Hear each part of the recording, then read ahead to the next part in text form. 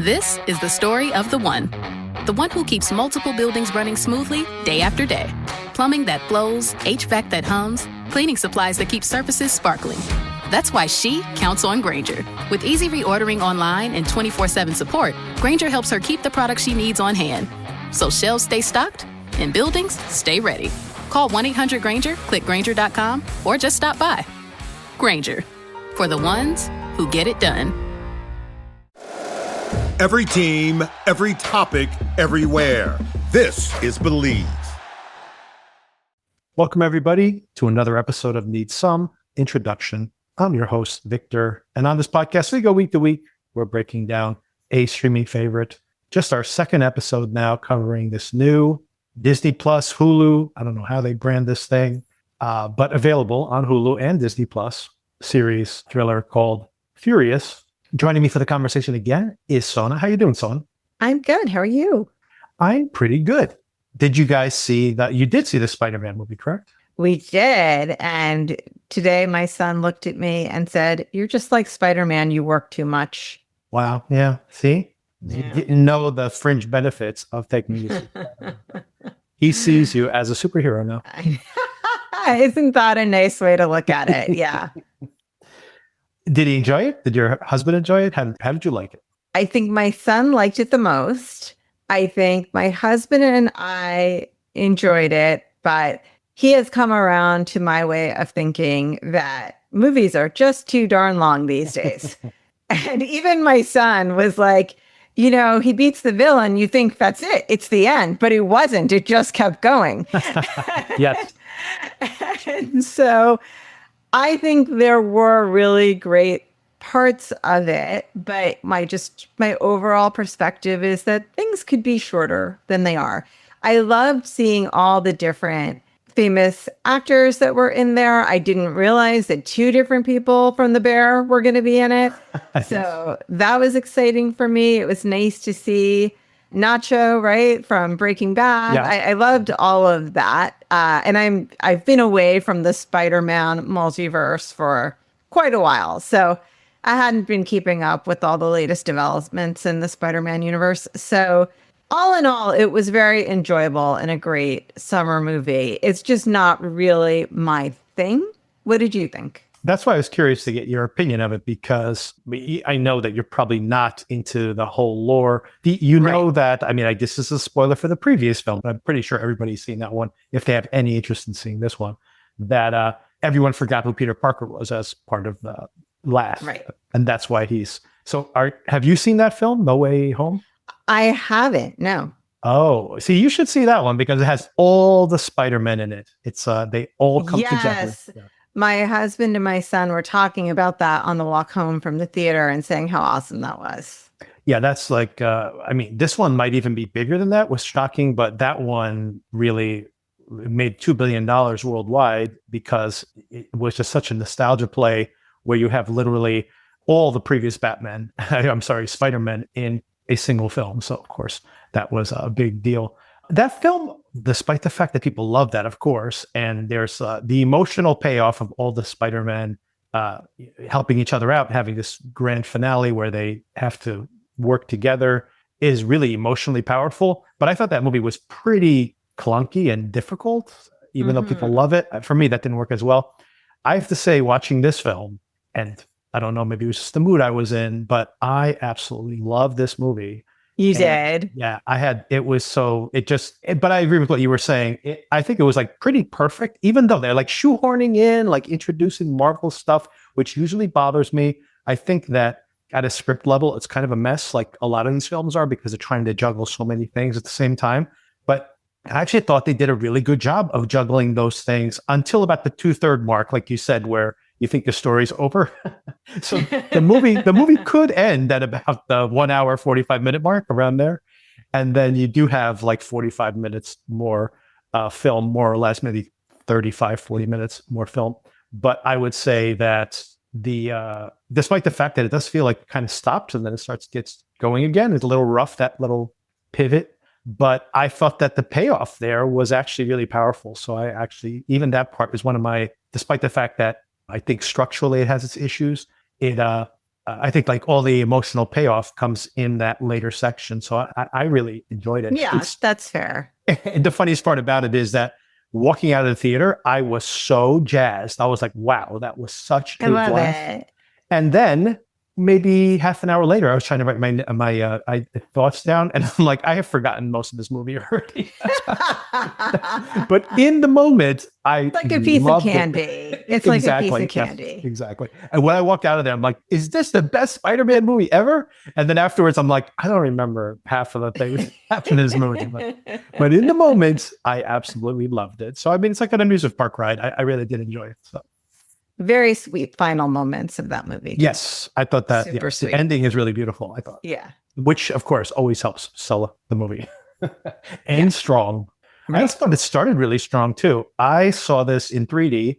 Nobody wants to see movies in 3D anymore. I didn't want to see this in 3D because the old school post-conversion to 3D, which is like they use computers to do it. It's not actually shot in 3D. Usually looks really bad. The first thing is I have not seen one of these since early days when 3D was a big deal. First of all, I should start with, I didn't want to see it in 3D. Everything was sold out, so I had to see the 3D because the only thing that had seats available. We saw it in 3D as well. Oh, you did? Yeah. See, that's the only thing that was available. Everything else was booked up, so I had to see it in 3D. And the first thing I was going to say is the 3D, compared to maybe the last time I saw one of these Marvel films in 3D, like 10 years ago, is way better. Like it's so much better and not awkward and really bad the way I had seen before, and like kind of felt kind of tacked on. It looked pretty good in 3D, very good, I think, some places.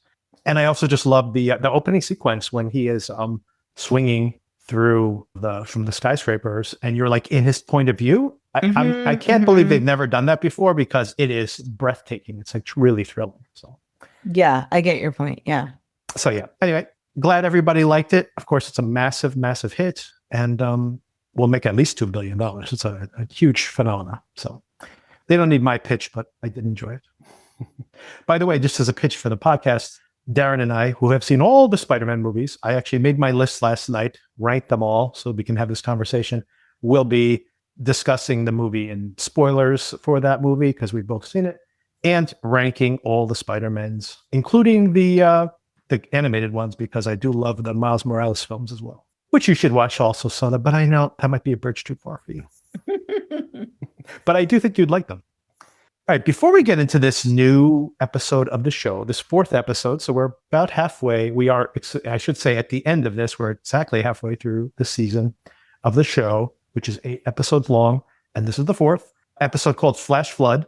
I did want to give you a chance to talk about your opinions of episode 2 and 3, because I know that we did touch on it briefly, yeah. Fear episode, but I don't know if everybody's listening to all of these, especially the Cape Fear ones. I don't know how much overlap we have in those two audiences, so just in case you wanted to, now we can actually be full spoiler, of course, and discuss anything you wanted to bring up for episode 2 and 3. I would just say that I have enjoyed this so much. I think it's so great. I'm just really fascinated by the characters. I am excited to see where the story goes. I think it's just really riveting to watch, and I'm really, really enjoying it without getting into, the various details, some of which I discussed when we talked about Cape Fear, that, I think they're just doing a great, great job with this. This is the show I hadn't heard much about before I started watching it, and I have gotten sucked into it so fast. I know you're enthusiastic about this one, first of all, because you had watched everything without me nudging you. But second of all, more importantly, I'm usually the one who's ahead of the curve with watching stuff. And we have a shared Disney account, like you mentioned on the podcast before. And when I went to watch this episode, it was already watched by somebody else. So I'm like, oh, Sona watched this as soon as she could. So that's always a good sign. Less talking on my part. Hopefully. So the title here, I do want to circle back in the titles. You brought us back to the title at the end of our last conversation about the Gorgon, of course. And after that, I did some additional analysis on the mythology around Medusa and the Gorgons themselves. But also the second episode had a very relevant title as well, because of the whole Emily Dickinson connection with, and I wanted to touch back minimally, if not some of these other plot details, which I'm probably going to raise a few here before we get into the current episode. But definitely want to talk to you about the Emily Dickinson, I was going to say paradox. It's not a paradox, but I guess the conundrum there of that question. So first of all, the whole Medusa thing. Interesting that the original mythology, she's just a demon, right? That's like 3,000, 4,000 years ago, whatever, however old that mythology is. Who even knows how old that mythology is? Older than the Odyssey, right? So at least 3,000 years old. And then you have Ovid, about 2,000 years ago, who comes up with his version of it, where it's the Gorgons were made, or at least Medusa was made into this demon by this being raped, right? So interesting, a feminist twist 2,000 years ago, pretty progressive for 2,000 year ago poets, I would say, Really? my personal opinion. And the second point I was going to make is, even without doing my own research, I immediately thought the hair is what attracted her rapist, right? Mm-hmm. And of course, that's exactly what it turns out to be. I went in there and I didn't read it myself, but I ChatGPT'd it and I asked, my assumption here is that the hair is so essential, obviously, to mythology, that that's what attracted the culprit. And then it's like absolutely true. It's her hair was the thing she was most proud of. So that's the thing that Athena curses her by turning them into snakes. And then, of course, the thing that got her abused is the thing that she uses as a weapon. That's me laying that on top of it, the metaphor of it there. And of course, laying it down here. But it also made me think about the fact that whenever we see Kat, she's always wearing a wig. So it's like she's covering her hair. And then, of course, that made me also think about the fact that the daughter at the end of episode 1, 2, whatever episode that is, 2, I think, she has shorn all her hair, right? Mm-hmm. Again, because it's the thing that attracted the attacker. So I thought that was interesting, that the hair isn't just like this one-off, or I should say the Medusa metaphor is not just this one-off. It kind of is broader, this idea of this monster created by the Fury is truly like a core to the entire series. Yeah, that's a really interesting theme, I think. And the thing I wanted to bring up, of course, on the title of episode 2 is referencing the title to this Emily Dickinson poem in 2 ways. One, it's the story they tell there about Emily Dickinson. And I had that question. It's an interesting, of course, it's a debate team question, but it is a really interesting idea, right? That she, in her will, asks to not have her poems published. And now those poems have been published, and she is one of the most famous authors of all times, poets of all times, and not just famous, but also one of the best well-regarded. And theoretically, if her sister had not violated her wishes, then we would never know. And of course, Kat asks that question, is it right or wrong? And she says, well, it's just a debate exercise. But how do you feel about that, right? Like, it is, in a way, a violation of her wishes. But then we wouldn't have this, right? I just found it a real fascinating question. It is fascinating. And I will say, I agree with you. She is one of the most famous female literary figures of all time. Yet, for whatever reason, and despite having an English minor, I never really have grown familiar with Emily Dickinson. And I did not realize that the title of that episode was an Emily Dickinson poem, actually, until I heard you talking about it. So it definitely is a little bit of a blind spot for me as far as a greater context. But I don't know. I feel like they should have respected her wishes. What do you think?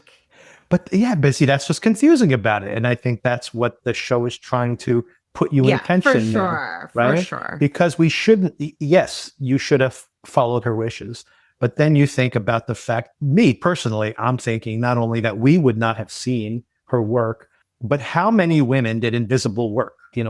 Some of this stuff historically is known, that like Einstein's wife was very, she didn't come up with his theories, but was the editor of all his writing and was really pushing to get it published. So that there's all this kind of invisible work that women have always done.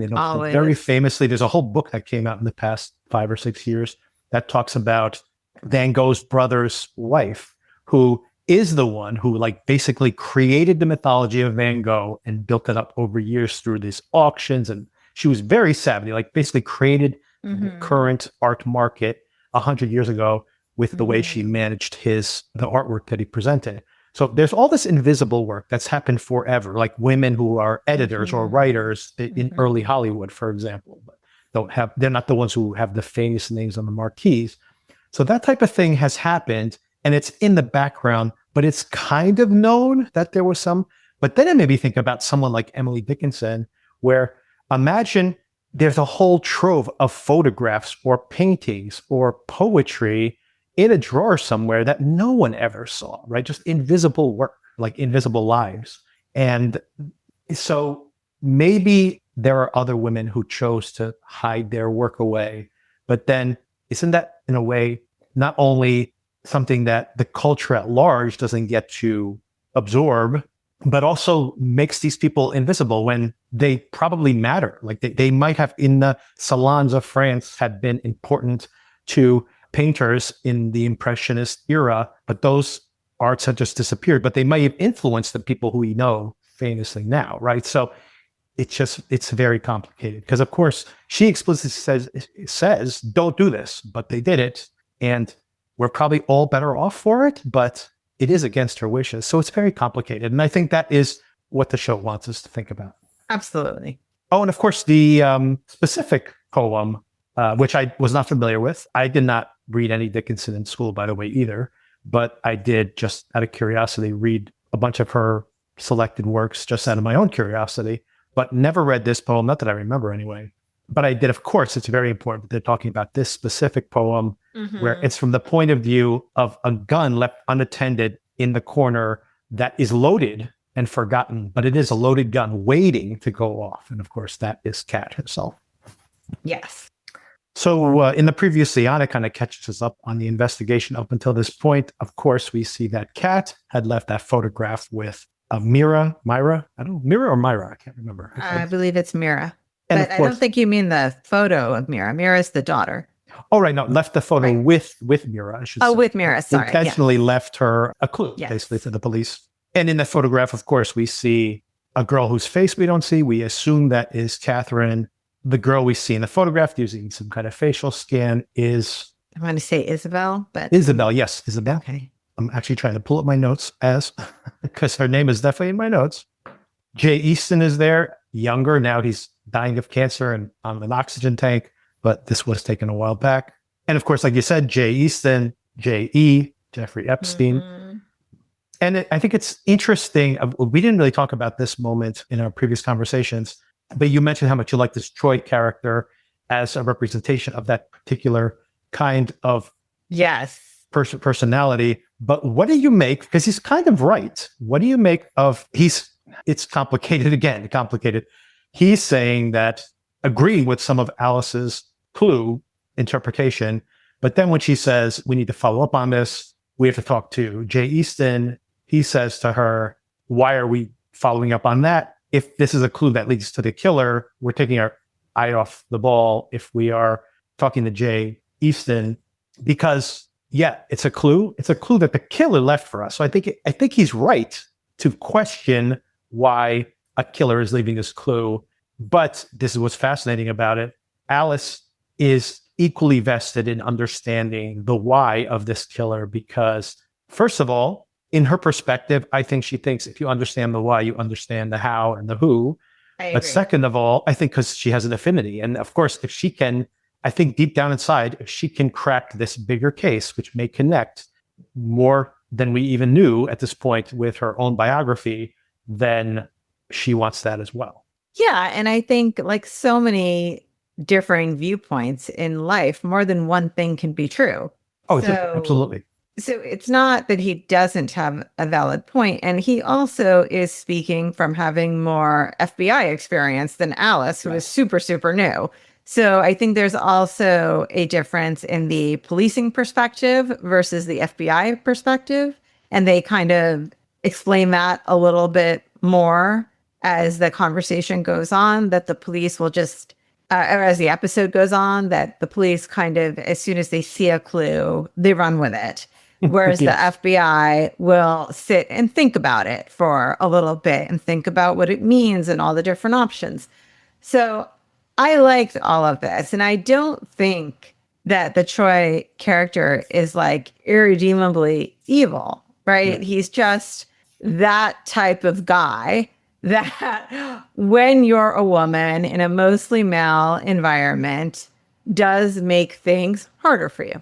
Yeah. And I agree with everything you said. I think that it's not where his focus is. He also probably has a bit of a chip on his shoulder where he doesn't necessarily want to be shown up by Alice. And you see how Nora pays attention to Alice, and you see him taking that in a little bit, like a little hurt. Not hurt, but he knows that he's a little off with his own analysis. But at the same time, like you said, he's actually correct. He has probably had the experience of tracking down like a killer, and then like the killer kills somebody who is also a criminal of some kind. And then you go down the rabbit hole of trying to figure out, well, what was that guy? What was his crime? And you're like, we are losing track of the killer. Yeah. We can't investigate everybody on the way, because then we're gonna run out of time and run out of resources, right? Even if that is the bigger story. But of course, on the opposite side of that, when you think about Alice and you think about Nora, who works these types of cases all the time, if you can get to the root cause of this larger criminal enterprise, that is more pressing, right? He's just thinking, he's probably right that you need to focus on the matter at hand, because before she murders again. Yes, theoretically. Right. And as a matter of fact, they are really close. Like if they had, I think that the two things are working in parallel still, but if they got overly distracted, they are incredibly close to catching her. So like, don't get too distracted. You're right on the cusp of this. Yeah. But of course, importantly, those two things are still feeding into each other. Understanding the broader conspiracy is indeed bringing them incredibly close to catching her.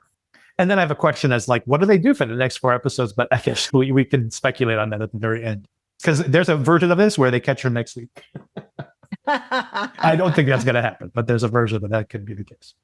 Another thing we see on the previously, and I just want to put a pin in now because it's going to matter a lot.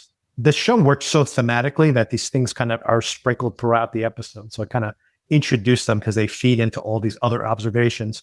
But it's the whole situation with Danny and Alice, where unfortunately, kind of, one of the things I thought might appeal to you as watching this show is a representation of this platonic relationship, but apparently not platonic, at least on one side of this. So it never is, and that's the problem. That is often a problem, yes. Which is an interesting exploration, but maybe not what we were expecting early on. We do get to see great chemistry between them. I love when they're like in the rain later on. And hysterical. That was a great scene. So much fun. That was a great scene. And also, this is a trigger from Marshall, we see. So maybe that was always an issue in the relationship with Alice. Seems that way based on the scene in the prior episode where he is talking with her at her car outside his house about their history and this alleged affair. Right. And the one last point from up to previous episodes that, of course, fits directly into this new episode is that Kat has now abandoned her previous persona. She is now Marta, and she's meeting with this guy, Blanchard, that she met online, who turns out to be a very funny character, by the way. Mm-hmm. But, and one thing I totally forgot to bring up with you, any of our previous conversations, is this person that she is what would you call it? The nurse for, more than a nurse at this point, right? She's like a live-in assistant. Aiden, is that his name? That sounds right, but I cannot guarantee it.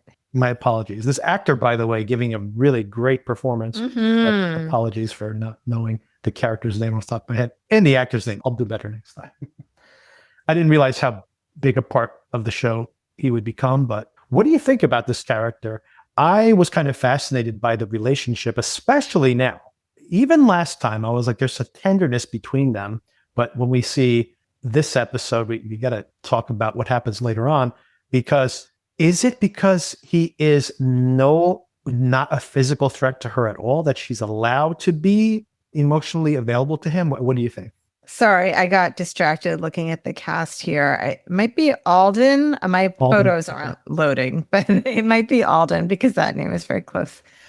So, yeah, I think this is an interesting dynamic that these two have. We find out in this episode how, not necessarily the details of how she got into a nursing type field, but they discuss how a lot of these girls that come through this group home end up in that field. And this is the perfect client or patient for someone who's had such terrible experiences with men, because she does have so much control over the relationship. And even in that first scene where the character is introduced, they show you how, and I think they explicitly say how dependent he is on his home care attendants. Mm-hmm. And remember the scene where she's putting him to bed and giving him the painkiller. Yeah. And she says, like, tell me you're having breakthrough pain. And he says, I'm having breakthrough pain. Yeah. I mean, she could end him at any given point that she chooses to. Then again, she probably needs the job. So, but I don't think I think there's more tenderness than that, of course. Yeah. I think it's a dynamic that makes a lot of sense when you learn about her. And also shows a compassionate side of her, right? Like that type of work is not for everybody. Oh, yeah, absolutely. We, of course, find out much later in the episode that these girls in this halfway home were, or what would you call that? A foster home? What do you call it? They called it a group home. Group home, yeah. I'm not sure if it might be a foster home, because at one point the coordinator talks about how she got placed with a family and she ran away. So that seems like something that would happen if you were living in a foster home. This actor, by the way, is named Steve Way, and the character's name is Alden, not Aiden. Alden is correct. And he's actually been on the sitcom Rami on Hulu also, which I've heard great things about, but I've never watched it. So I watched the first season and it was very good. There was a really weird plot line about being attracted to your cousin that kind of turned me off. And then I stopped watching around then. So when that tuned you off. Yeah. It's coming off all the Cape Fear incest. It's ironic, I was going to say, and then the Cape Fear was, but yeah, took it to a whole other level. Oh, another thing we find out very early in this current episode, maybe the first scene, is that Danny, I was trying to remember Danny's name, was very Irish. Danny Kelly. Danny Kelly. So, Danny boy, and Kelly as well. So, Danny Kelly, we find out that his son is staying in a group home because he's become like an adult and too difficult to manage. And this is, even before he actually confesses this to Alice much later on, we already know it's something pretty difficult for him, considering that, and of course they're divorced. So you can only imagine how difficult it would be to be in this circumstance and then going through a divorce at the same time.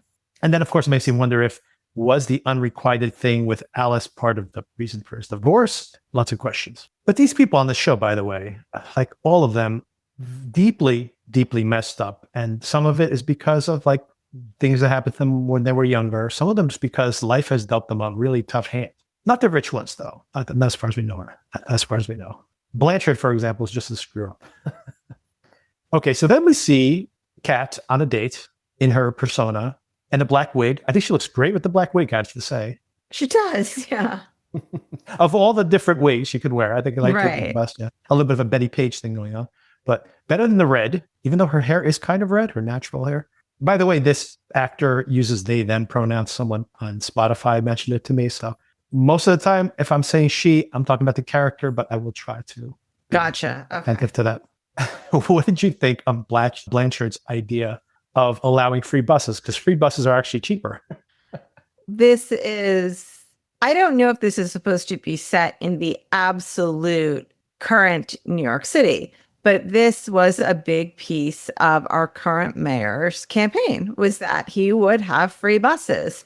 So it felt very of the moment for them to be having that discussion. Well, I think definitely it is supposed to feel like this cultural moment, even if it's not explicitly set in the current moment. I think it definitely is a reference to that. I mean, his logic is correct that I think it would, yeah, anyways, it just made me laugh at this idea that, trying to explain it. And of course, her playing that she's very interested in his theory of the case. I do like that she is somewhat sincere in this conversation, even though she's kind of taking the piss out of this guy here and there. And of course, just trying to get home with him. But I like the fact that he starts asking, I'm so fascinated. The reason I was interested in your profile is because you mentioned you were a former sex worker. It seems pretty clear that he has had sex workers over the house before. Is that your read as well? Oh, that's something I hadn't thought about. It's just that the mother doesn't seem surprised to see her walking out. And like when he mentions it, it's not like, oh, I didn't know she was a sex worker. She seems to be like, oh, no. Again. Yeah, that's an interesting observation. I just thought it was that her son was a screw up generally. And so it was just the type of thing that he would do. But you make a fair point. But I did think there's something revealing there that a couple of times here, although one of them I wonder if is an actor or not, and I'll ask you that when we get to it. But the first thing that's kind of is revealing is when he asks, like, when you think back on that time, how do you feel about it? And she says, it makes me really angry, which I think is totally true. I don't think she's lied about that at all. Mm-hmm. Now, the part that I wonder if it's a performance or not is that night when she's with him, he starts calling her a slut while they're having sex. And she does not like this. But do you think that's at first I thought it was a way for her to, now that I'm playing it back in my mind, it had to be sincere that she got upset about that, because in the moment, I thought that, she's doing this as a way to get his guard down so she can ingratiate herself with him. But I don't think she wants to. I think she just wanted to plant herself in that house until the dad showed up is basically what she wanted to do. So she didn't have any kind of long-term play for this guy. Yeah, I think that's my same read on the whole thing, that originally it seemed like maybe a pretense, but in retrospect of seeing how it all played out, maybe not.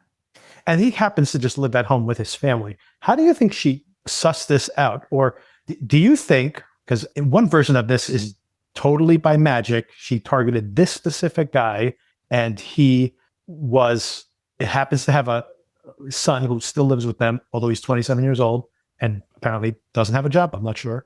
But so all of this was played out perfectly. Or do you just think that she was looking for any in and this was the easiest way? Because I was about to say that she probably had to do a lot of investigation to find that one vector, but maybe not, because how big could this pool have been? This guy is like their personal lawyer who apparently may very well have hooked up with her in the past already. So it just seems to be maybe just all lined up for her.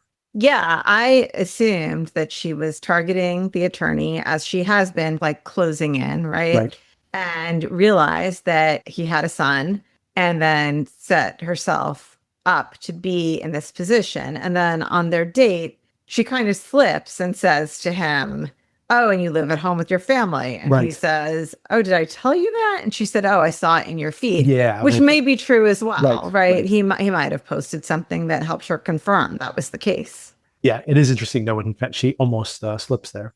Yeah, it might have been a longer plan otherwise to date him for a while and get invited to their Hamptons house or something. Right. That's what I was thinking, that it was a bigger play, and we were supposed to find out who is this person? How's she going to work her way up the chain? And it's like, oh no, it's the guy who was in the room. Yeah. It's just going the direct route. The only other thing I was thinking is, unless, and maybe this is conspiratorial at this point, but unless she killed off the Rob Delaney character so that this guy would get bumped into the position. If that's the case, she really is the chess player here in the show, right? We talk about chess and checkers and tic-tac-toe. That's Danny's favorite game. No, I think she's the chess master here. Yeah, because the Rob Delaney character was a finance guy, right? And that's how they knew each other. And then this guy is the family attorney. So I think they are just all complicit players, maybe different levels of complicity, I don't know, but they're all part of the problem, let's say. Well, I mean, and that's the other thing too, and that's maybe why she's been tracking these people down for a very long time in the public eye, as that they're not just on the periphery of the J. Easton character. She's saying specifically, like, we've met before. So she knows these people personally, which of course is very telling. He only hangs out with pedophiles, this guy. That's what he's. I mean, maybe they're normal guys, normal enough guys, and then they get to know him and they come switch flips. They've all become pedophiles. I don't know. I don't know how pedophilia works, thankfully. You think it's contagious? Social contagion? There's like intrusive thoughts that people may have. And then if you have permission to act on them in your environment, you might do that, right? Like, isn't that what so much of literature and movies are about? Well, that's an interesting point. And actually, that kind of goes back to... And I'm not just talking about pedophilia, about like all sorts of things, murder, cannibalism, all of these things. Right. All those wonderful things. But but to your point specifically on this, I think you make a valid point. First of all, you think about the Rob Delaney character saying, like, I didn't know how young you were, and I didn't find out about that until later. But that makes me think about some of the personal emails that I listened to a podcast where one of the, I don't know if it was a Wall Street Journal or New York Times writers had read through all of the emails, and there was this coercion that Jeffrey Epstein was doing. Basically, you could tell, like reading between the lines, that he's pressuring some of the people he's talking to because of the fact that he knows they were with some of these girls. So it's almost like he put them in a situation where they were with young girls, whether he said, don't worry about it, it's all just between us, or whether it was, oh no, she's legal, don't worry about it. Right. And after the fact being like, now you have to do me a favor. So, and maybe that's what's being hinted at here as well. It's all pretty repulsive. Oh, it's awful and inexcusable no matter what. I mean, just to wrap up that part of the plot, we're going to come back to it later on, of course, because she's in that house all day. But how hilarious is her waking up in the morning? Oh my God. Busting out the laptop, having the mom be like, can you plug this in for me? Pretend to be taking this call all day long while she's just like looking at like photos of her cat. I love it. She likes cats. Her confidence. It's amazing. Yes. I mean, that's a woman with nothing to lose. I love it. Well, I mean, that's part of her success at this point. So maybe she's getting overly cocky with how cavalier she is. She is just going for it. Yeah. She has, and very importantly, I think we get towards the end of the episode and she gets threatened and she's like, I don't care if I die. I mean, if she's on a death run, which we kind of speculated on earlier, then she really, I mean, she can do anything. There's not, she doesn't care about, even as they close in on her and she knows how to hide in plain sight, she could just go on a murder spree and she doesn't care. So they're all at severe risk of her, and the more cornered she is, like a cat, like this, the cat metaphor going again, the more dangerous she becomes. And I loved, speaking of how funny this was, that the mom character, who I think is Donna from The West Wing, I'm not 100% sure about that. I recognize the actress, but it's in front of yeah. Yeah, Janelle somebody, I think, maybe Maloney, Montgomery, something like that. I could be making that up though. But anyway, I love that she is so taken aback that she's just following orders. Yes. Going to get the coffee, plugging in the laptop, and thinking, who is this woman? But yet she's doing everything that she's directing her to do. I always think about that when you watch these. My least favorite kind of horror films, if you can even call them horror films, like thrillers, are movies like Funny Games, where, someone uses like social grace to infiltrate your family, something that Cape Fear could have done more of, to be honest with you. More maybe, but anyway, it is funny because I always think about that, when you might get trapped into a situation because you're just trying to be polite, and then all of a sudden, like, when's the moment where you start being like, oh, hold on a second, this is not going as planned, and it could be even getting dangerous, and how do I get myself out of the situation? We actually talked about something somewhat similar to that in a Cape Fear episode where, like, I would have let Amy Adams into my car, and then I would have been like, how do I get this woman out of my car as quickly as possible? But this was a great job by the actresses and the actor too in this scene with the three of them, the mom and Blanchard and Catherine, all bouncing off of each other in this bizarre situation. And I love Catherine's, call dad at the end, because that's where she was leading this entire time. I loved it. Yeah, I did think it was very interesting where she's like, why don't you just call the police? And then he's like, she's a sex worker. But then that seemed to have, and he's like, no, former. That's where I kind of felt like he has had some, maybe even got arrested or something with a prostitute because, and he's like, no, former, because I'm adamant about the former. But it seems like you don't want cops showing up. And again, it seems like that's an again. It doesn't seem like it's the first time. Also, doesn't seem, like I said earlier, when the mom sees her walking down the hallway, it doesn't seem like she's surprised. I mean, it could just be like, oh, well, he hooked up with somebody. That's what I had thought. But yeah, it seemed a little strained.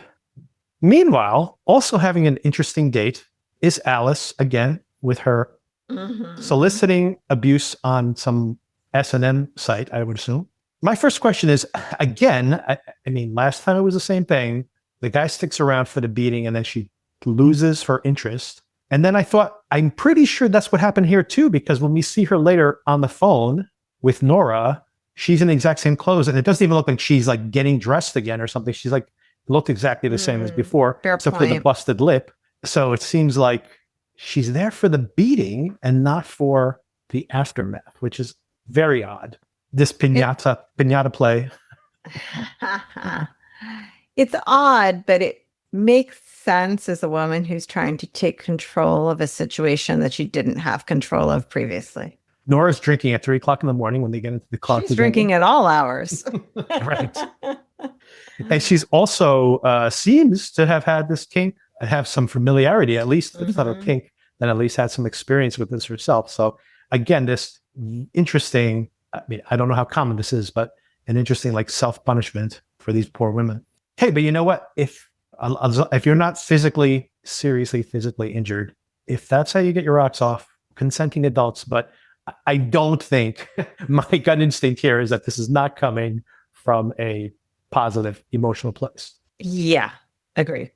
They have an interesting conversation in the car, by the way, where Nora's saying stuff that's pretty obvious, but I do still like them talking about how she is, again, something we touched on in our first conversation. She's taking the things she learned from her traffickers and she's inverting them, making them feel explicitly terrorized in the same way that she probably lived under their protection, quote unquote, but always afraid that at any time something bad could happen to them. Now they're suddenly feeling this way.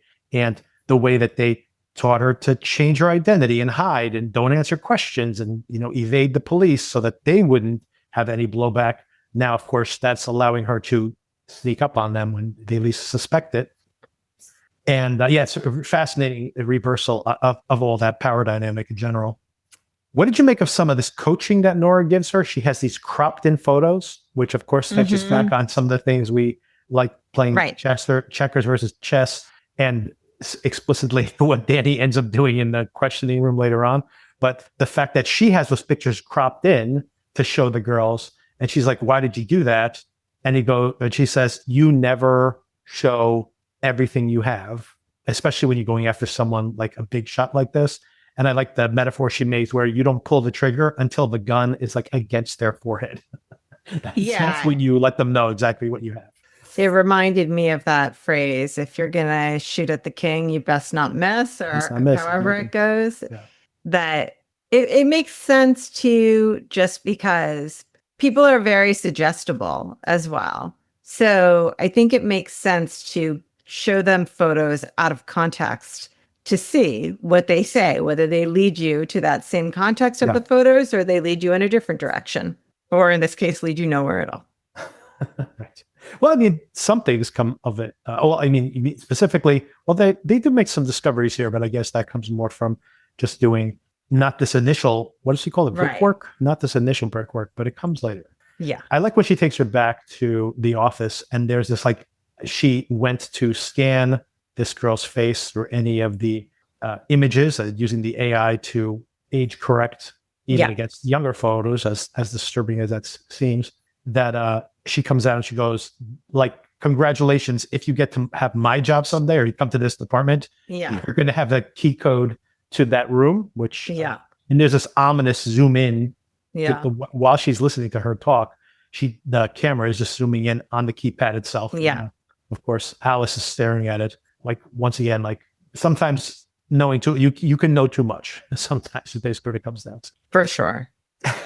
Something I have in my notes here, and maybe this was legit, but the fact that Nora takes the photograph and then does her own analysis in the office privately. She's hiding something. Of course, we find out what it is. She's hiding something from Alice at this moment. But the fact that she can zoom in on the bracelet and Alice has already pointed out that it looks like it might be a hospital bracelet. Yeah. And of course, they remember the girl who overdosed in 2012. So that kind of ages these girls. She was 15. She was in the halfway home at the same time as Kat. They were approximately the same age, we would presume. And that was 13, 14 years ago. So nearly 30 years old she would have been. And same thing for Kat, presumably. But I wrote down, this is a very high resolution photograph. Yeah. So I'm not sure if it was a digital photo, but then again, she doesn't have the digital. She has the physical print. So I'm like, did someone print out an 8x10? Like, that's a lot of resolution. That's not a blown up Facebook photo. That is like an original. But maybe she got the original digital image and she printed it out on the 8x10. So maybe it is that high resolution, but it was kind of funny. And I don't think and most people don't pass around photos like that at that resolution. But now, of course, Nora knows that this is, in a way, her own original sin as well. And I don't know if you want to save that for later, but what do you make of this? She buried this case. You want to, maybe I'll set it up a little bit more. So she then, after she sees this file, she goes and requests to go to this meeting with her former supervisor, I guess still supervisor, according to him anyway, Ed, who now runs this kind of outreach for like a kinder, gentler version of policing, which turns out to be ironic in some ways. And she goes to this meeting, sits there and shoots daggers at him the entire time. Mm-hmm. She has no poker face at all. Tells mythology stories. Yes, she loves mythology, again with mythology. Ed, the only mythology he knows is, what do you call it? Dionysus and all the wine god. Yes. It's like, you should read up on him. He likes to drink too. That's what he does. But importantly there, she's covering up something as well. Do you think it's just her shame that she went with the flow with Ed, but Ed seems to know more as well? Of course, this hasn't been all laid out, but do you have any speculation on that? It seemed to me that this is what I assumed, and I could certainly be wrong, that Ed, and maybe I'm saying what's obvious, that Ed was involved in this network, possibly by being part of the cover-up. I'm not saying Ed's a pedophile, but being part of the cover-up and possibly being paid to cover up some things, and she was too young to know any better. So he railroaded her into not investigating further. That was my assumption. Yeah. What were you thinking? I don't know. It's just interesting that how this is going to play out. I mean, we could save some of that for the end, but it seems like she has some skin in the game. Is she just, I guess the way I was reading it, just kind of the jump towards the end, is that she's choosing to cover her own ass within the agency. And maybe that is saying something about, the show's trying to say something about that, how in the end, just looking out for yourself repeatedly allows this stuff to happen. And, but I do hope that she is playing chess here, that like she has a... Yeah, sorry to interrupt you. Yeah, go ahead. No. I think that's certainly possible. And that's what I thought at first. But then by the end of the episode, I thought that she wanted to do her own legwork first without getting anyone else involved. Yeah. And that she actually is running down something. But I could definitely be wrong about that. I like that interpretation, because I did worry that I'm like, it could go either way, or it could be both things at the same time, where basically playing the game within, it might be trying to say something thematic, where playing the game from inside of the system allows these type of things to continue to happen. But I do hope that I'm starting to like Nora as a character. I agree. So I do hope that it is what you described, where she's kind of saying, I'm cutting you out of this, and I'm making you feel like I'm cutting you out of it because I'm playing the game, because then that allows her to do her investigation, and everyone's going to assume, aha, you took Alice off of that and you use that as an excuse because now you're covering up for us, but that's not her long-term game. Like she wants to get close enough to pull the trigger, and then she can pass that information over to Alice. So I hope that's the case. I feel like what we've seen of her is that her convictions run so deep that I don't think she would be part of the problem. But she does hate herself and drink. People are complicated. Yeah, people are complicated. We know she loves gazpacho. We learned that in one of the previous episodes. Do you remember that reference? I don't remember the gazpacho reference. She was talking about some guy that she dated that helped her out with something that it led to some kind of discovery. And she goes, oh yeah, I knew this guy. That's how she knew this clue. I can't remember all the details of it, but she basically said that he was terrible at oral sex, but made excellent gazpacho. So I guess she weighed those things out. How did I miss that? This is fun. A couple things happened. Then we have, importantly, we have to talk about the whole checkers, chess, and tic-tac-toe. They have Easton's daughter, and well, it depends I guess it would be sister as well, depending on which he's been talking about. So the daughter shows up, Hope Davis, with the lawyer in tow. I recognize this actor too, but I can't put my thumb on it. He was pretty well known. Campbell Scott? Is this guy Campbell Scott? Possibly. Is he Campbell Scott? Let me Google. Now I have to look at that name. Literally just jumped into my brain. Yeah, he might be. Yes, Hal, a lawyer representing Emma Easton, played by Hope Davis. So there you go. Good call. He's all white. His hair is all white now, but there you go. I haven't seen him in anything in a long time, but maybe he's still working. He's so many of these people who were like somewhat famous character actors, like in the 90s and early 2000s, are just doing television and stuff, and I just don't know. There's too much. He was in House of Cards, according to this. I never watched House of Cards. I watched the first season of that, so maybe I recognize him in that anyway. And I do like the fact that, okay, it's the whole going back to that situation again. It's like Danny being like, I really want to show that photo. And Choi being like, you do not, that's not how you play this. We're FBI agents. We have to play chess, not checkers. Danny says, I like tic-tac-toe. So, which is interesting because you can never win at tic-tac-toe or never lose, depending on which side take that analogy from. And they go into the room, and what was the purpose, by the way? Alice doesn't even seem that mad at him for showing the photo. So did they just want confirmation that she knew it was up? But I just assumed she would know. So I didn't need that confirmation. But what do you make of that scene? I thought they were trying to just get in her head and get her unsettled.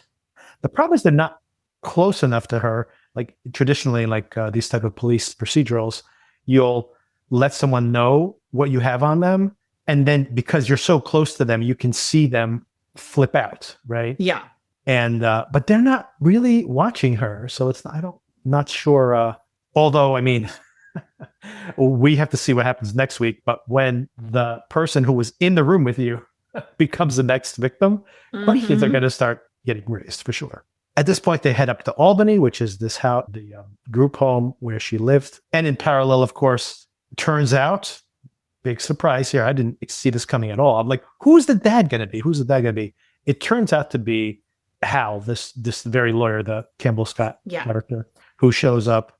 Blanchard's hilarious, of course. His mom said that she would stick it in a watermelon if she left it on the table. He's like, no one uses condoms anymore. Oh, boy. Oh, God. So this guy, not a keeper.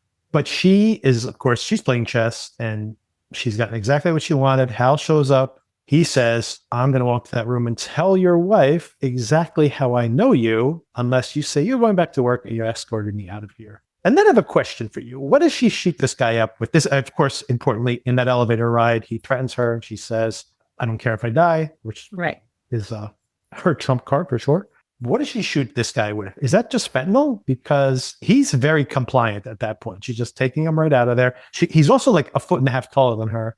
So I'm not sure how she's able to navigate him to the car. But yeah, first of all, just from the New York City perspective, this was not an apartment that would exist in a non-doorman building typically that I know of.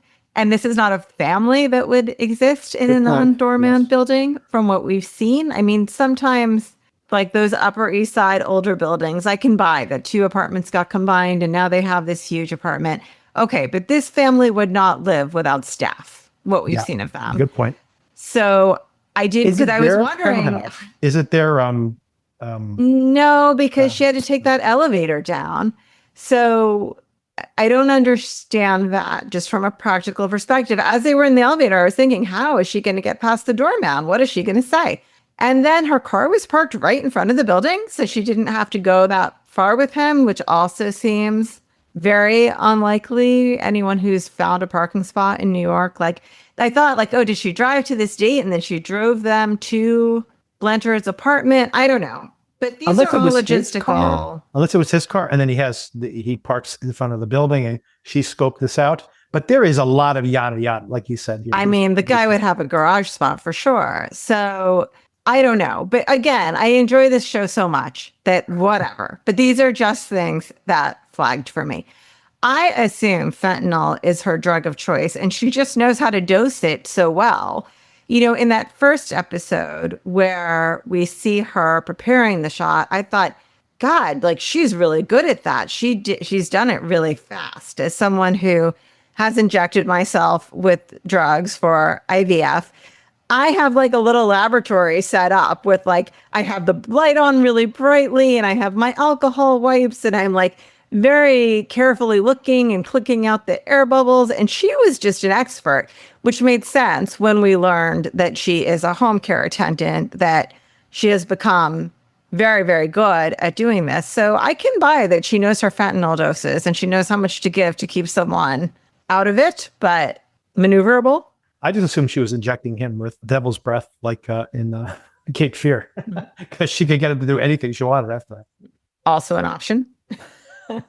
She might know everything. She might have all different syringes with all different stuff in them ready to go.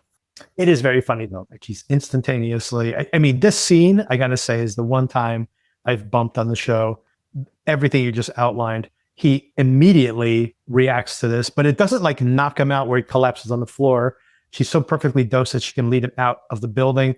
And then she knows that he's not going to like start screaming out in the middle of the street or just grab onto the banister as she tries to pull him out of the building, you know, and collapse onto the floor where she can't pick him up. That she's able to guide him to the car and knows where the car is, whether it's his car or her car. And maybe you could throw this in there where she could just say, "Can you drop me off at blah, blah, blah?" And he's like, "Sure, I'm parked right in front of the building," right? And you know, that at least you would know that he popped in because they got called in on an emergency and just parked in front of the house, and knows he's not going to get a ticket because he's connected, right? So you could resolve some of this, but yeah, there's no doorman.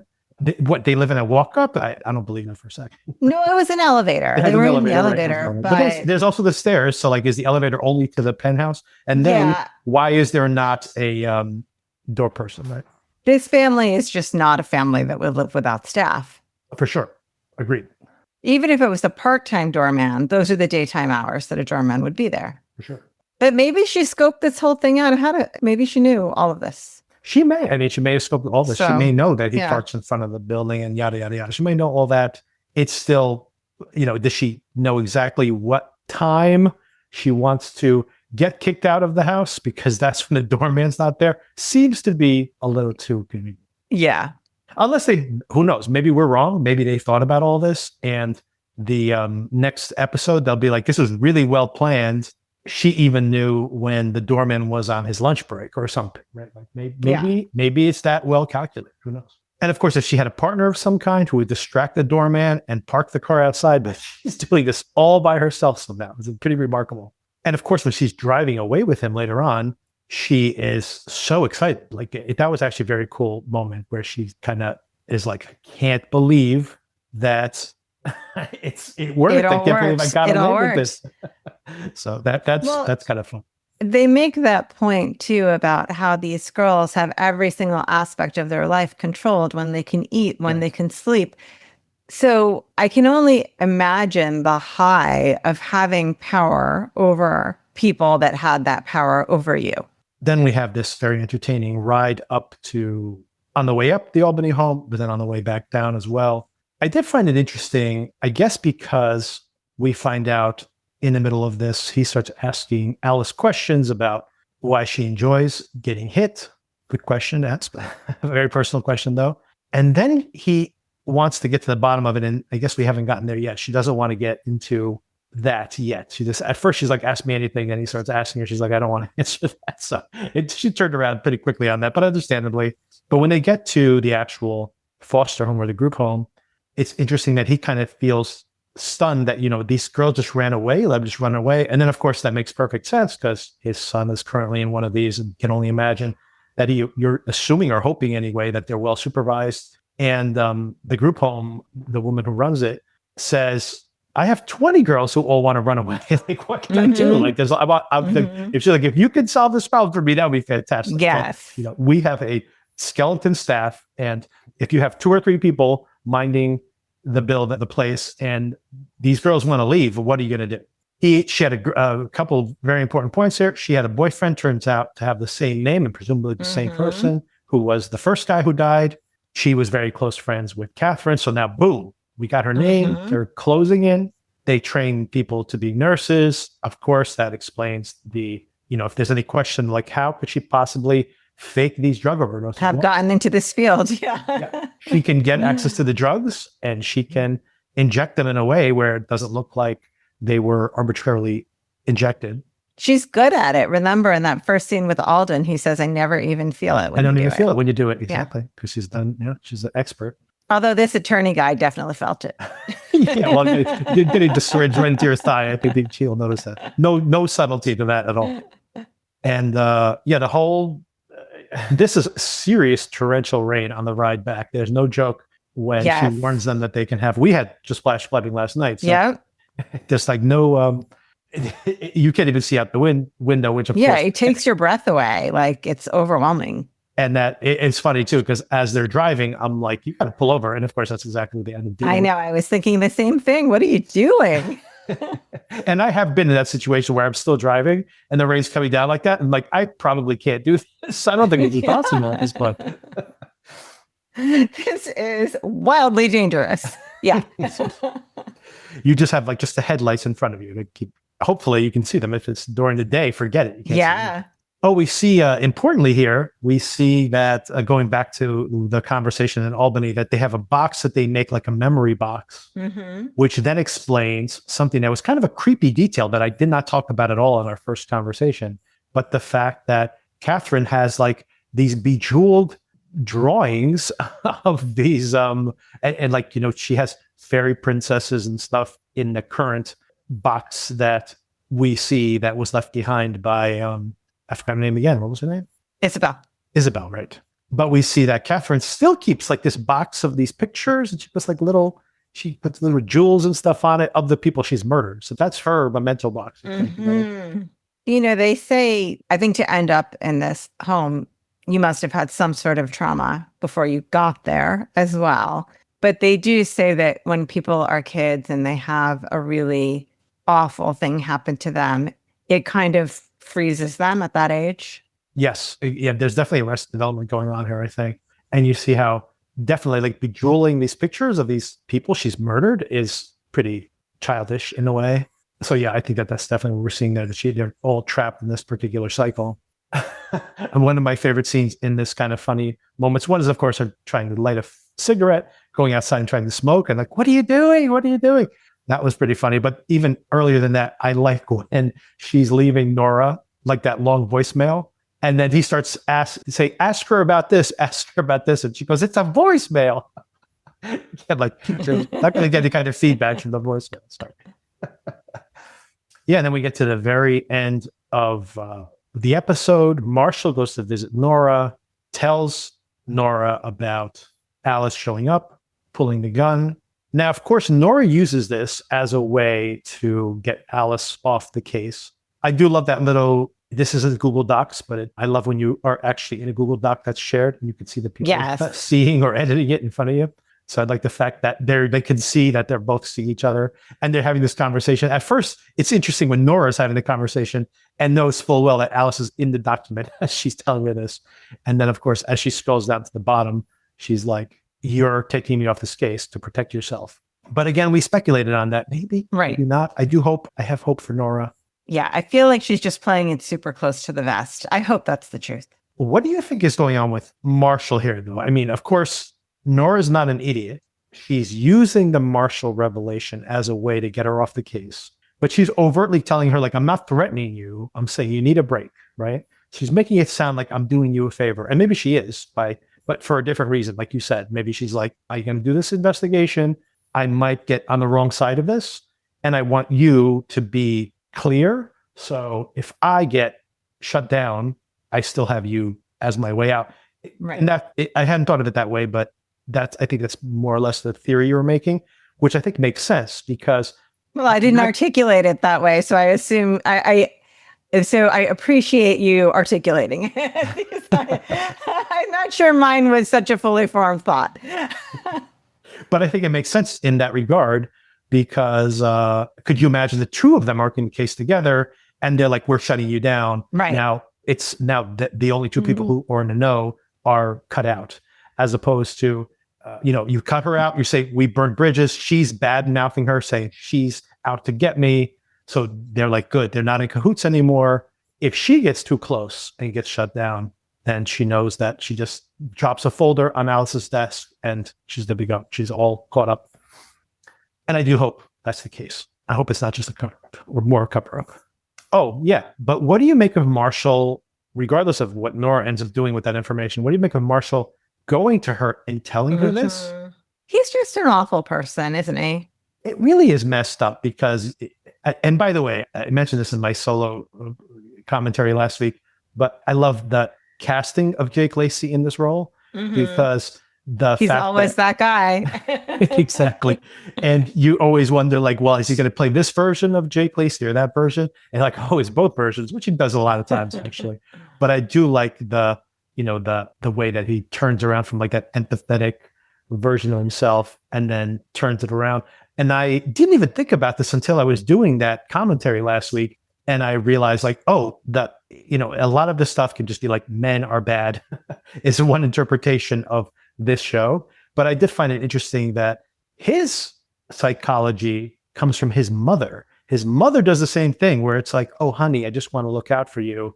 You have to be good to my son, right? Like, so that reversal happens just like him. It's like he's picked it up from his mom. So, apple doesn't fall far from the tree. Right. And I think more if it just saying men bad, women good, I think it's about the damage that these previous generation has kind of like the inheritance that these people have now of that one generation to the next. And it just keeps going.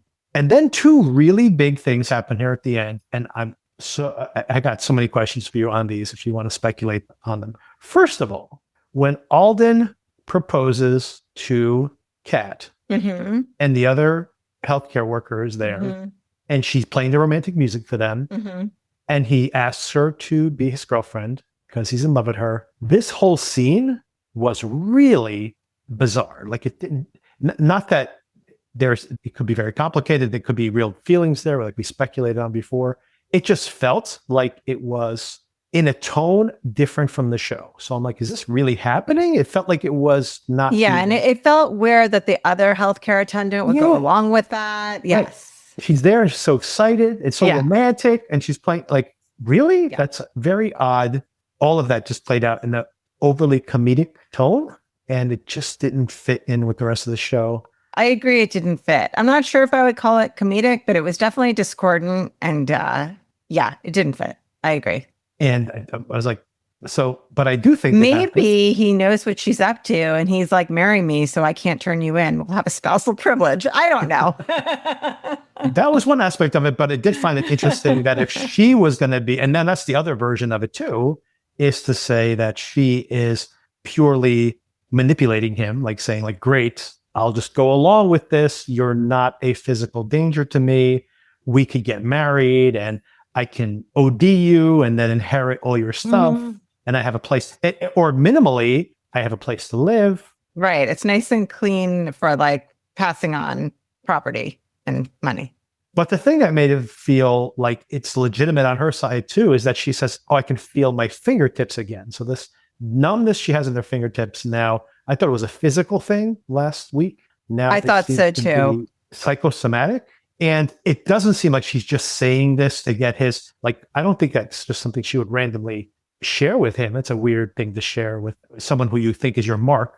So the fact that she says that and he doesn't seem to understand what she's referencing, it seems like she has unlocked something inside of herself. So it's very odd. I think she sincerely is happy to be in a relationship with him, even though, nothing about that is ideal, but maybe it's just an emotional attachment that she hasn't had. Or like a feeling of being safe in a way that she's not felt safe before.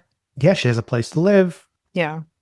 He's not there. She's on a suicide mission, so I don't know. But Yeah, I mean, she just needs it for a little while longer. It's not transactional. Like maybe it's just, and I would buy all of that. It was more the tone of that scene. I was like, it almost felt like, is this a dream sequence or something? yeah. But it's not, because then the very last thing we see is Hal is waking up in a bunch of questions here for you. We see him wake up and we see the black van or SUV parked next to this brick home. That doesn't mean that those two things are happening next to each other. It doesn't mean he's waking up in the car. It doesn't mean if the car is parked next to this house, it is the house that she lives in. True. And how could she leave him there unattended? Is that intentional? Like if he's going to wake up now, because of course she knows how to dose these things. Yeah. If he's going to wake up now and wander off and raise an alarm, I assume that's intentional, unless she has her eye off the ball because she's in love or something. thrown by the I hope whole that's not the marriage case. That would be proposal. very cheesy. I do hope that this is all part of her grander scheme. But do you have what's your take on all that? Yeah, I mean, I hadn't really thought it through as much as you have. It doesn't make much sense. The whole last few minutes, I guess, are very odd. I don't know. She is a woman with a plan, right? Like, Right. We haven't seen anything go not according to her plan yet.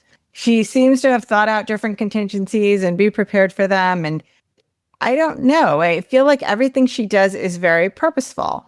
So I guess it is possible she took her eye off the ball because she got thrown by the whole scene.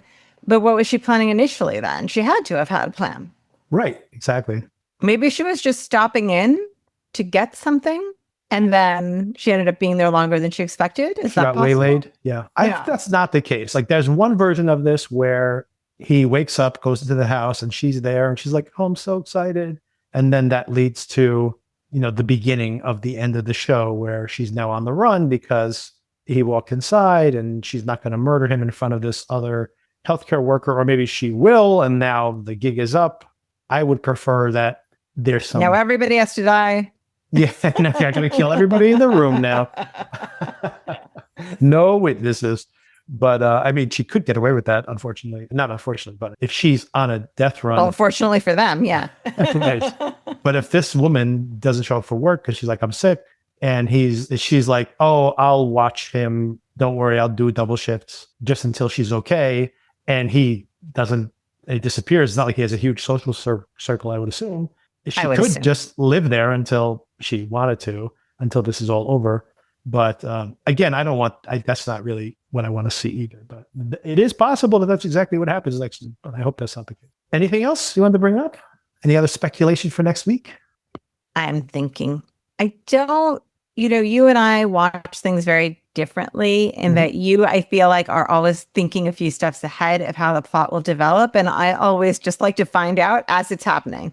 So I don't really have any speculation, but I will say I continue to enjoy this show. I feel like it's reminding me a little bit of Dexter in that you're rooting for someone you know that you shouldn't be rooting for, but you get where they're coming from.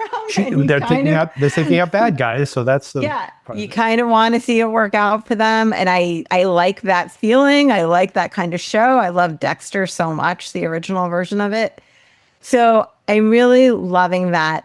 One very obscure comment I have is I think they've referred to her a couple of times as an avenging angel. And it reminded me, and I don't know if you're ever going to remember this, in the 1980s, there was a movie. It was either called Angel or Avenging Angel about a girl who was a prostitute and she was trying to get revenge on all of the men that hired her. Do you remember this? Mm-hmm. Yeah. And it's just such a funny, I'm sure it's not a purposeful reference, but every time they say Avenging Angel, it reminds me of that 1980s movie. Have you seen that movie? In like 1988. The reason I said it's both is I have never seen either of those movies. Last year. Oh, they're two separate movies? Yes. There's Angel and then Avenging Angel was the sequel to it. So it was actually both. It was earlier, by the way. I think the sequel came out in like 84, 85. Okay. And the first one came out in like 82 or 83. And it is so crazy, Sona. I had never seen this movie. And last year I went down like a rabbit hole of just trying to, I basically this is too much context for this, but on Letterboxd, they have a contest, a personal contest every single October. They call it Hooptober. And what you do is you try to watch all these horror films and they give you all this criteria. So you try to get like one movie every day in your watch list that fits this criteria. Okay. And one of them was from the production New World, I think it was called, this B movie studio that made a bunch of very financially successful films in the early 80s. And one of them was Angel. And I had never seen it, but I know that I remember seeing the ads when I was a kid. Mm-hmm. And I remember it being very popular, especially on cable, but it was even in theaters, a huge hit. And I watched this movie, Sona, and I recommend people watch this movie if they have any curiosity about this. It is one of the craziest things. Like the thought that this movie was in theaters is nuts. This girl is a 15-year-old prostitute. She's like a straight A student by day, prostitute by night. And this takes place in Los Angeles. It has that neon 80s styling of that era. It's like the most of that. It's beautifully photographed by someone who became a very well-known director. The cinematography is fantastic. Really beautiful photography of this sleazy Los Angeles. But just the sunrise, I think the very first scene, the sunrise over Los Angeles, really beautiful. But this movie is crazy. We never see her, like luckily, actually, we never see her I don't know how she pays her bills because she never actually performs any sex acts. Instead, she just hangs out with all these girls. It's like this like really one happy family of prostitutes and this drag queen mother hen, basically, that protects all of them. It's utterly bizarre. And of course, the plot to all of this is there's a serial killer who's killing all these girls. So they're like circling in on, and I don't give it away, but it could have been like actually pretty, there's a version of this movie that would be like a masterpiece. This is not it, but it's pretty incredible. Like the whole thing is just nuts. And again, just like a time capsule, like this movie would never in a million years be made today, obviously. So it's pretty incredible stuff. A very positive and uplifting view of teen prostitution. Like, okay, not expecting that from. But maybe, you know what? Maybe a very strange pairing with this show. Maybe. But popular enough for them to make a sequel, right? Oh, it made like $30 million in like 1982. That's like a blockbuster today. It's insane. And I'm very confused that the sequel was called Avenging Angel because my understanding of this movie in my very blurred recollection is that she was avenging in the first movie. So what is she doing in the second movie that's even... She's not avenging. She's avenging. She's not avenging in the first movie? I haven't seen the second one, but as far as I can tell from just like the box art, in the first one, she's a potential victim. And she is, it's like more of like a horror film where the slasher might get her. But if this is a horror film, it has no horror in it. The bodies just turn up. Like it's not like there's an actual slasher, although you get to spend time with the killer. And it's like a very like interesting, like the kind of they have a very sympathetic view of the killer is what I would say, which is weird, but it's not a horror film. Anyway, very, very weird movie. I see. A one of one, definitely a one of one, just utterly bizarre. But Avenging Angels, she is like with a 45 killing people in the street. So it's a very different type of movie. So, but anyway, So that's So I leave you with that. not a recommendation, but completely tangential thought. but it does thematically overlap with a lot of, maybe that's what happened. You can, in your mind, you can say, well, that's what happened to her back when she was a teen. Right. And it led to this now. Only she would be 60 now if that was the case. I am just so grateful that you got the reference. I did. I was like, kind of excited. I'm like, when am I ever going to talk about age on this podcast? But there you go. And of all the people, like Darren can sometimes watch these kind of early 80s blocky films. Maybe Darren would have brought it up, but I wouldn't expect you to bring it up. So I like to keep people guessing. Always surprise me. One more thing I mentioned this to you via text, but I wanted to call it out on the podcast, was Ride or Die. We never watched more of it. Then after the day after you recommended it, we sat down. She did. My wife was curious about it. And I said, oh, Sona recommended it today. We should check that out. And we watched 3 or 4 episodes of it right off the bat. So she really enjoyed it. We had a really fun time with it. We never went back to it. So I understand. Yeah, I understand. We plan to watch it, but it's perfectly that type of thing where when it's you can drop in and out of it. Yeah, exactly. It's not like essentially like, oh, we got to finish binging this tomorrow. I have to know how this turns out. Yeah, right. Absolutely. If we were like dead set in the middle, maybe if we watched 6 episodes, we'd want to get to the end. That's what happened with us. We only had 2 left, so it was kind of like, let's just finish it now. You got to finish it at that point, right? But we were like right in the middle, so it was almost like a perfect place to go. Like, okay, the show is fully set up by episode 3 or 4, and I'm like, okay, so now we can come back to it whenever we want to. But I'm happy that you enjoyed what you saw. We thought it was a lot of fun, so we watched. Yeah, it's so fun. And a really casual watch. I don't mean this in a detrimental way.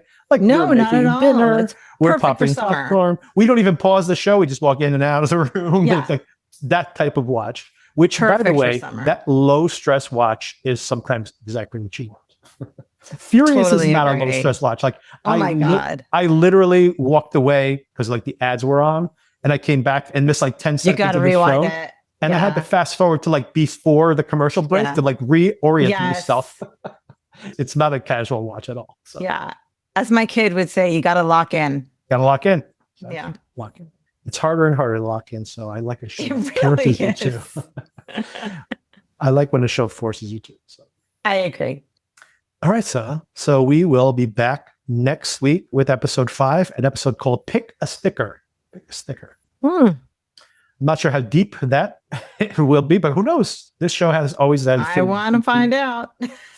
Speaking of any kind of read on the title of this episode, of course, it is called A Flash Flood, like we had last night here, personally, but the Flash Flood they have there as well. And Flash Flood, this episode is truly when it rains, it pours, right? Like we have not only the water, we have all the revelations, personal revelations, the revelations in the case, like everything is like flooding at us in this. It's good. Yeah, a lot happened.